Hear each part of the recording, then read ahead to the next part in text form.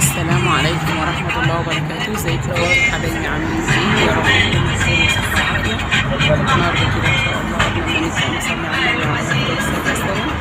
احنا كده قلنا نخرج نتمشى، خرجنا اتمشينا شوية ولفينا شوية في المكان، لأن أنا زي ما قلنا كلنا مصريين ففي حاجات كتيرة أوي في القاهرة فاحنا مشفتهاش بس القاهرة جميلة جدا. على فكرة أنا قبل ما أتجوز عمري ما جيت القاهرة، عمري ما شفتها قبل كده.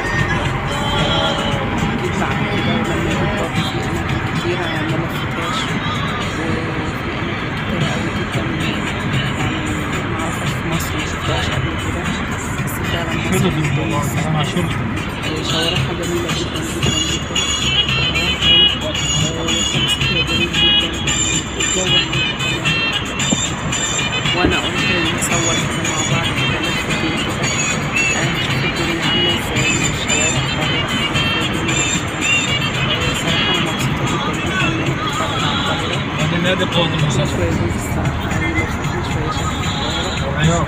انا فعلا مهما عشت مش عارفه اسماء شوارع كتير الا المنطقه اللي انا ساكنه كده، بس يعني القاهره جميله جدا، مصر كلها كده. بعد ما لفينا شويه هنشوف مع بعض.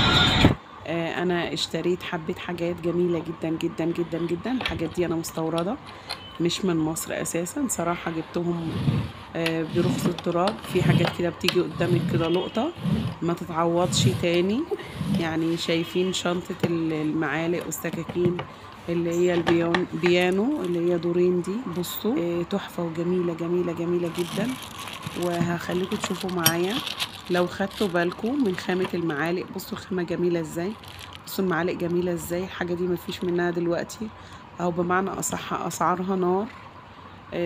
فبتيجي كده ساعات بتبقى تيجي لقطة حاجة لقطة كده قدام البني آدم. يا ريت ما يفوتهاش لو جت قدامه حاجة زي كده.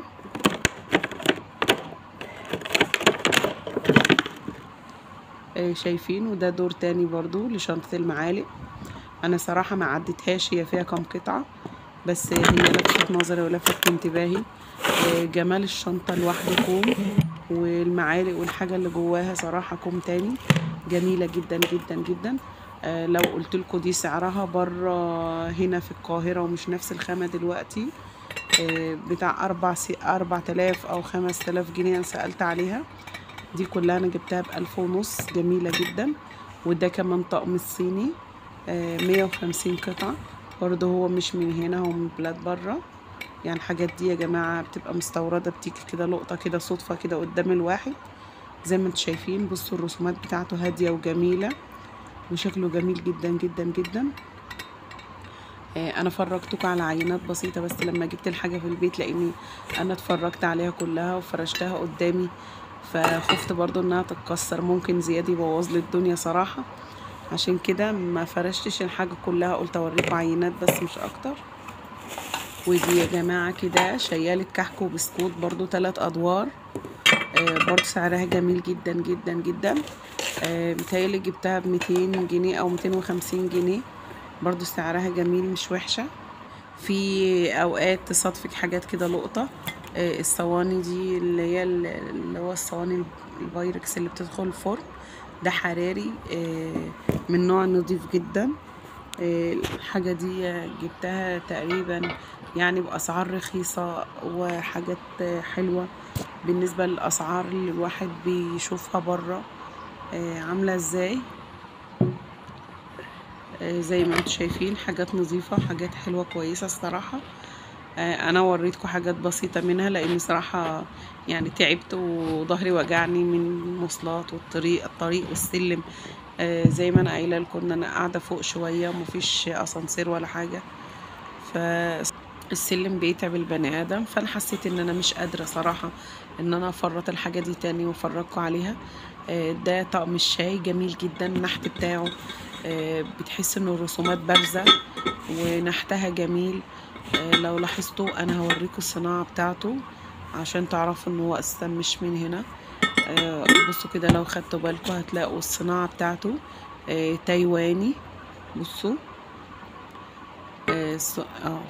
صناعة تايوان. صراحة حاجات جميلة وحاجات راقية وجميلة جدا جدا. ودي مش عارفة هي فروت سلطات بتاعة الصيني ولا بتاعة رز بلبن ولا مهلبية، والله ما اعرف. وفي 12 بولة من دول، كل حاجة فيه منه 12 12 12. والسرفيس ده منه فيه 6، في بيضاوي، في مدور، في اللي هو قدامكم ده، في 2 صغيرين جدا. الحاجات دي يا جماعة، بصوا الكاسات بتاعته جميلة، شكلها تحفة، فنجان جميل جدا جدا جدا.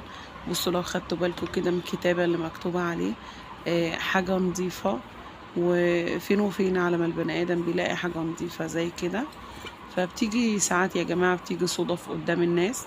وده الأركوبال. بصوا لو خدتوا بالكم خامته نظيفة برضو. أنا هوريكم، بصوا الكتابة اللي مكتوبة عليه.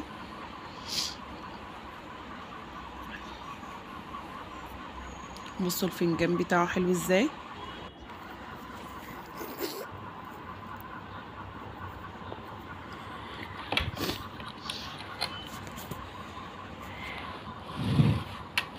في حاجات كده يا جماعة بتصادف البني آدم، حاجات كده ما تتفوتش، بتيجي لقطة كده.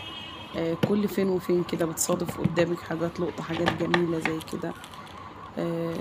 أسعارها برضو حنينة، أسعارها مش غالية ولا أي حاجة.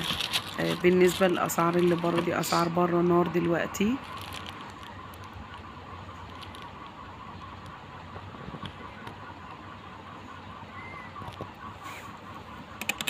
لو خدتوا بالكم حاجة جميلة الصراحة جدا جدا.